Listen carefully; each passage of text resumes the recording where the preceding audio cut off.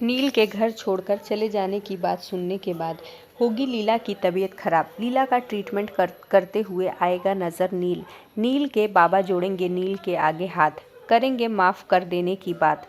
जी हाँ दोस्तों, star plus के मोस्ट पॉपुलर शो गुम है किसी के प्यार के अपकमिंग एपिसोड में हम सभी को देखने को मिलेगा कि जैसे कि ऋतुराज का सच पूरे परिवार वालों के सामने आ जाता है, वहीं लीला और परिवार वालों के सामने नील कहते हुए नजर आता है कि मैं इस घर को हमेशा हमेशा के लिए छोड़कर जा रहा हूँ और इस घर के सारे सदस्यों को मैं कभी भी माफ़ नहीं करूँगा, क्योंकि उनकी वजह से आज मेरी तेजस्विनी मुझे छोड़कर चली गई और इस दुनिया में नहीं है। ये सुनने के बाद सभी चौंक जाते हैं। जहां लीला की तबीयत खराब हो जाती है और बेहोश होकर गिर जाती है। कमरे में जब उसे लेकर जाया जाता है तो वहीं उसका ट्रीटमेंट करते हुए नील नज़र आता है। नील जब अपनी आई का ट्रीटमेंट करता है, वहीं उसके बाबा उसके आगे हाथ जोड़ते हुए नज़र आते हैं और कहते हैं कि नील, हम सभी को माफ़ कर दे, यहाँ से तू छोड़कर मत जा, हमसे बहुत बड़ी गलती हुई। जिस पर नील कहता है कि पूरी ज़िंदगी मैं आप लोगों को कभी माफ़ नहीं करूँगा, क्योंकि आप लोगों की वजह से आज मेरी तेजस्विनी इस दुनिया में नहीं है। आप लोगों ने उसकी